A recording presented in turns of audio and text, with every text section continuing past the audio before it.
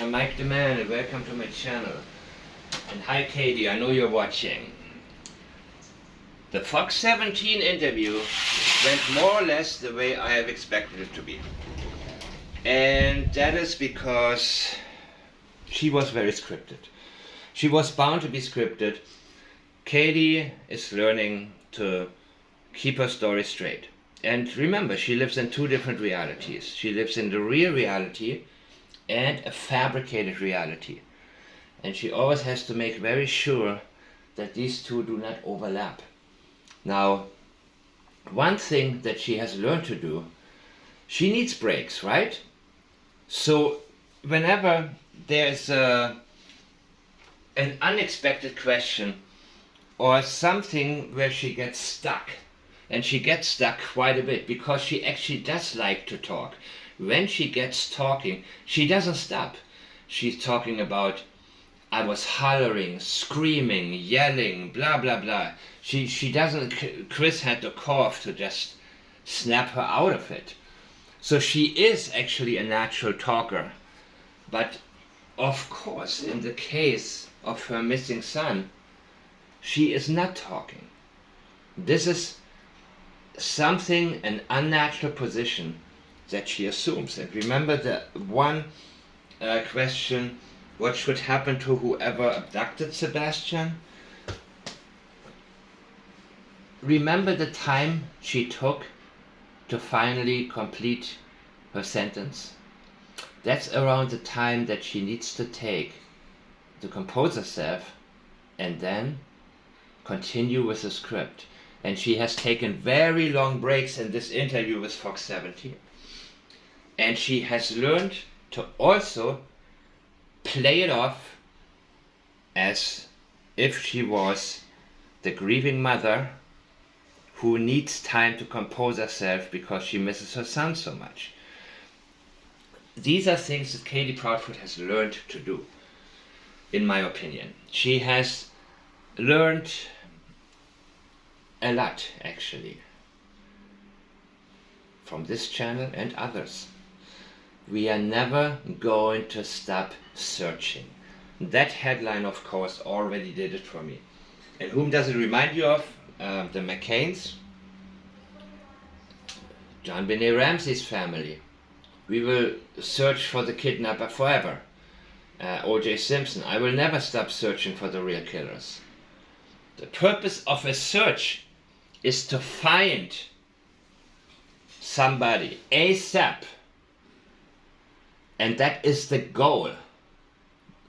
The goal is not to keep on searching unless you know with certainty that you will not find Sebastian, Madeleine, the kidnapper, the real killers.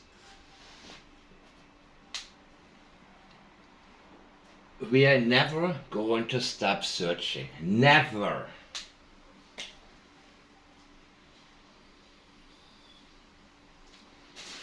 Never ever. We're not going to find him. As a matter of fact, we haven't even started yet. So why do I need to stop? The last time I saw my son was when I went to bed. This is very important for Katie Proudfoot. And the reason is she doesn't have an alibi. So sleep is supposed to function as an alibi. She does what she can to convince everybody again and again and again that at midnight she went to sleep, and at 6, that was the time when he wasn't here. That was the time. She wants to convince you and implant in your mind that before 6, between 12 and 6, she had no contact with him. She wants to convince you she could not have done anything because she was asleep. And that until 6 a.m. she didn't notice that anything was wrong. And that she overdoes by telling you again and again and again. She wants that to be implanted in your mind, where you don't think about a different reality. And you know what? It actually worked. for a while. It worked actually pretty well because people were confused. People were going back and forth between some rumors and you name it. It was even a year later there are still people who actually accepted something as reality that wasn't and find out later that it wasn't. So the last time I saw my son, what about that night when you heard the third? That was the last time that you had contact with him? Or when you told him, I don't care what you're doing in there? Because that's not what you told us before. Remember, she changed her story. She is fine-tuning everything. She is saying, okay, I goofed here, let me go on. That's when she uses her arms all the time. So the next one is very critical. She said December 7th he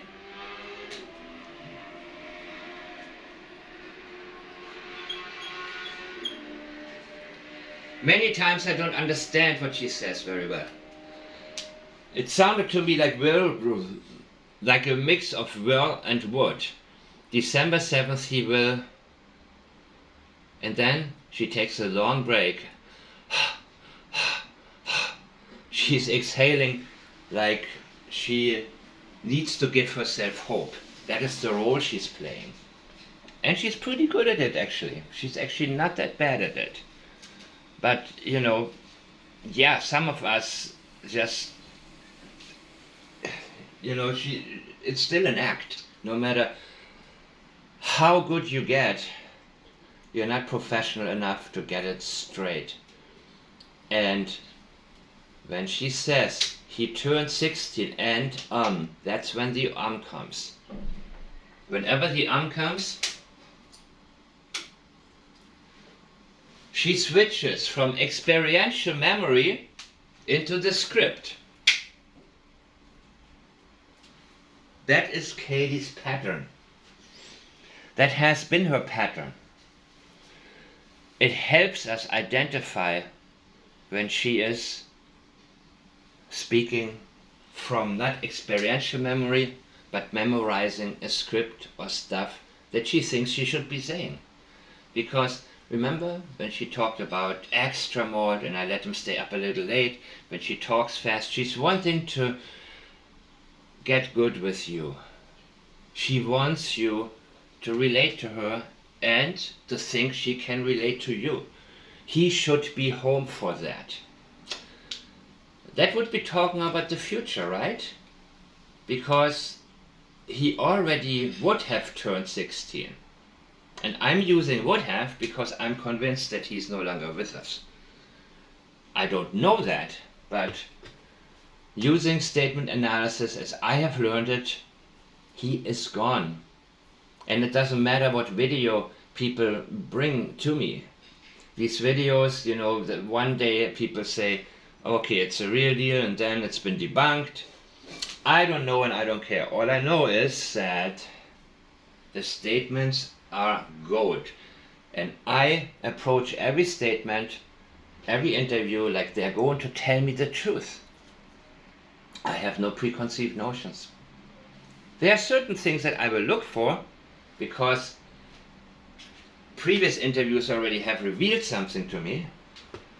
But overall my approach is open-minded.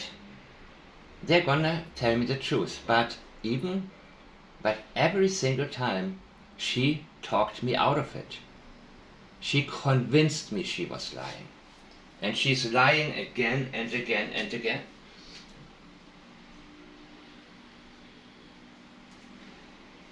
He should be home for that. Yes, nice words, Katie. Very nice. He should be home for that. You mean an upcoming birthday because the last one you didn't celebrate with him? Yeah, maybe she's looking at the future. But it sounded like a mix of whir and wood. And again, let me know what you guys hear. I will actually upload the small part of the interview next. So everybody can hear it. Everybody can hopefully make out what she's saying. It was a normal night. It was a calm night. She's asked, did anything happen? Did you have an argument? Was there anything that could have caused Sebastian to run outside of the house? And she said it was a normal night. It was a calm night. Now, we know from previous statements, not in this case but other ones, when somebody says it was a day like every other day, that is a red flag. That tells us nothing was normal that day. It was a normal night. She adds, it was a calm night. It was anything but calm. It was chaotic. It was a crazy night. It was a very bad night for your son. Anything but calm. Nothing was calm about it. She's learned a lot, but certain things well, like I say, it's not that easy actually being in a situation like that where you're scripted and you have to remember it, and she has to also assume the right body language. She has to look like she's grieving. There's a lot that goes into that. So she is, and like we say, like I said before, Chris Proudfoot, he just babbles. He doesn't care. He doesn't even understand any of this. He doesn't understand. Trust me, he understands none of this that we're talking about here. None of it, even if he took the time to do it. So he is not worried about anything. He just gives it away, not knowing that he gives himself away. That's what his pattern is. Katie, she's very self-aware. Even when she talked about Sebastian not having awareness, she can say that because she is extremely self-aware and notices it.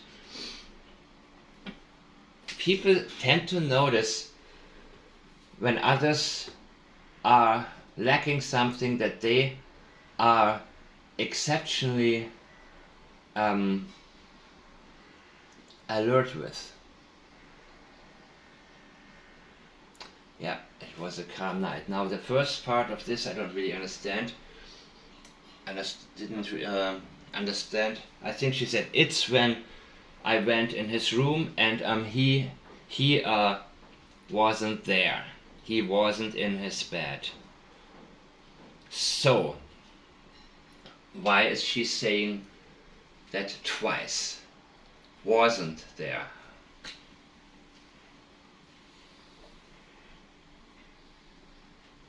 Remember when they tell us what is not, rather than what is?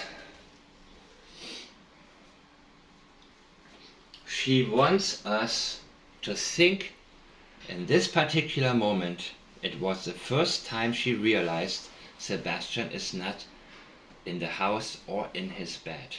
Before, she would have had no idea. That is what, again, she adds to what she previously said. The last time I saw my son was when he went to bed. A lot happened in that night that Katie Proudfoot was up for. And why was she asleep on the couch and got up at 12? Well, she wants to tell you he couldn't have snuck by her, right? Because she was asleep in the living room on the couch, or half asleep. I mean, I still don't understand how Chris could tell her on the phone, you need to go to bed. So did she doze off and she woke up again? I don't know. I mean, what is it? Would be the purpose of that?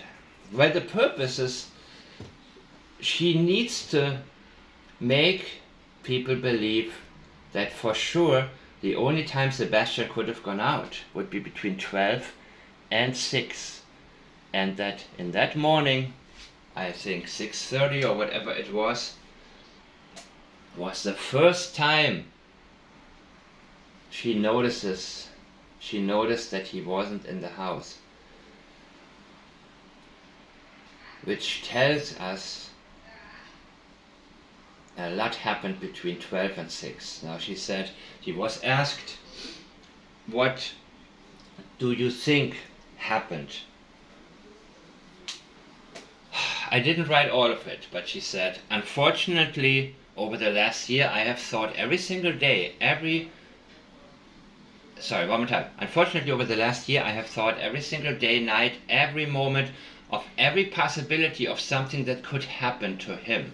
That would be present tense, right? Happen to him. Okay. Somebody maybe took him willingly or unwillingly. Also very strange, right? Took him willingly. Who took him willingly, Katie?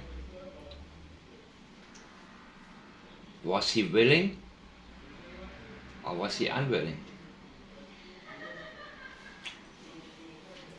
So this is something I will get more into a little bit later, because there is a lot more that this actually relates to. And of course I have to now get into some of the videos that we have seen, the ring cam, the audio from the ring cam. There is more that actually relates to, and there's going to be, I will have to spend a full video on this one. But what I want to talk about right now, what she says at the end, she talks about millions of possibilities, millions of things. She says, and she takes a break, she goes like, I don't know.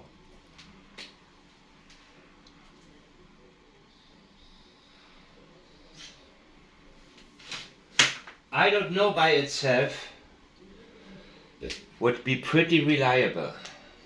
It would be strong. I don't know.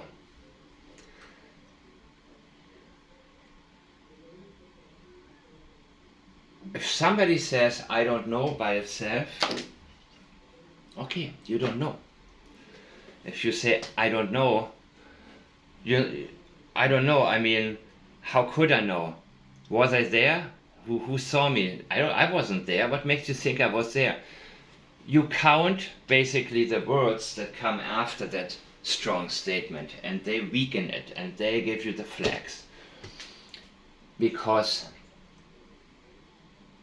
they want to convince you that they don't know. It is very crucial to them. You see, she uses just to come right back to this one point that she's trying to make. And if you look at her facial expression when she says, I don't know, you will see even more what I mean. You will get a little bit more of a memory of how her facial expression was at other times when she is just lying a little bit too directly. And it shows. And the duping delight kicks in. So basically in this case she comes up with a huge sentence first, where she talks about all the different possibilities and how every single day, night, every moment of every possibility of something that could happen, she wants to convince you she has absolutely no clue. And she does that because she knows exactly what happened. And this is the act she has to portray. She has to tell you, she minimizes it right there. It's almost like apologizing for the lie that's coming. But it is all about what she wants you to think. She is that aware. She is the opposite of Proudfoot, of Chris Proudfoot. She knows how to construct a sentence where she doesn't have to, where she doesn't have to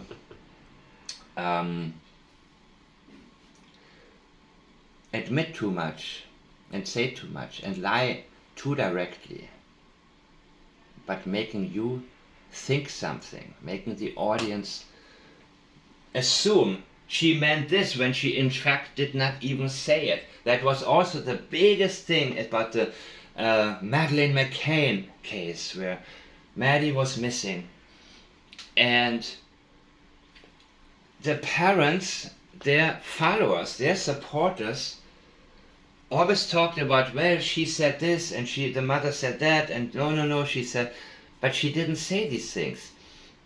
You cannot say it for them if they don't say it. And Bullhorn Betty put it absolutely correctly. That Duchess interview, the first interview Katie and Chris did, it was just terrible. She gave her basically the answers, the options. I hadn't listened to it until just recently.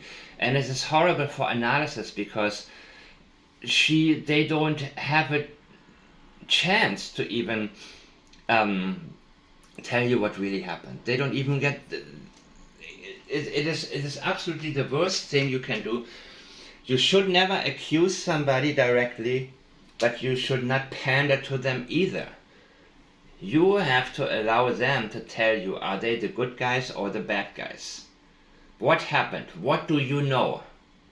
And then where they begin and how they continue is going to reveal to us exactly what happened if it is long enough. And in Nancy Grace's case, it was the opposite. It was terrible as well, because she was so accusatory that they had to defend themselves. They had to take that stance. So now, here is another crucial one. What have police told you? Unfortunately, and she loves to use the word unfortunately in this interview. Several times she's used it. That they have zero evidence. And the reporter after that said, zero trace where he went, because she realized that that is very out of place, and that is just blatantly out of place evidence. You're looking for evidence? No, you're looking for any trace of your son. But that's how she's thinking. She thinks they don't have any evidence on her. She doesn't think about it as a trace, because she's not tracing him, and she's not searching for him either. She is worried if police has evidence. It doesn't matter if the cops think she did it. Most people think she did it. Most people who know about the case, who know anything about the case, they think she did it. What she worries about, there's not going to be any evidence, and that is so on her mind. She doesn't manage to go into a different script. Now, Katie's been watching my videos, and my videos talked about she cannot get herself to say I love you. What would you say to Sebastian? That we love him? No. Look in the camera and say, Sebastian, I love you. Find your way home. Come home. Whatever you want to say. So, one of you guys pointed this out to me, and I like it really that you picked up on that. So, you said that she finally said, I love you to Sebastian, but she did not. She wants to. I would just like to tell my son that I love him. She doesn't say, I love you, Sebastian. She doesn't even say, I love Sebastian. I would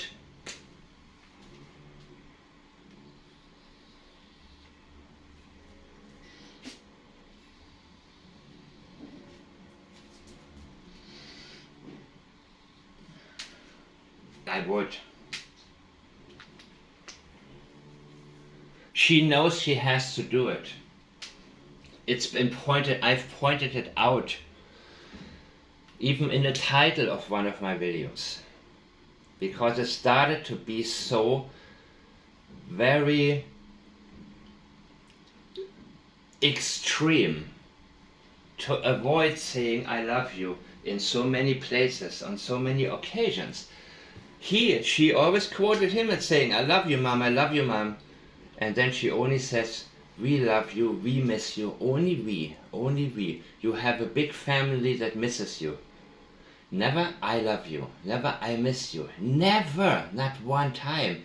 So now she understands there needs to be a little bit more of a connection, son, mother, not her and a husband that hated him. I would just like to tell my son that I love him. Well, then do it. Why are you not doing it? I love you, Sebastian. She cannot say that. She is trying to come across as if she is saying it. But remember, guys, we cannot put any words into their mouth. We cannot say for them what they are unwilling and unable to say. And she cannot say, I love you. She only tells you, us, that she would like to tell, not tell my son that I love him. She would like to tell, just like to tell him. That is not the same, people. That is not, she still has not said, I love you. And to know that we are never going to stop searching, well, again, we are never going to stop searching. That was what I began with, because it was so crucial in my opinion. And she is telling us, well, she really can't say I love you. But she knows she needs to make it sound like she is. And she is not going to find him. If there's ever going to be a search, which hasn't been, it will take forever, because there will be no results to be expected.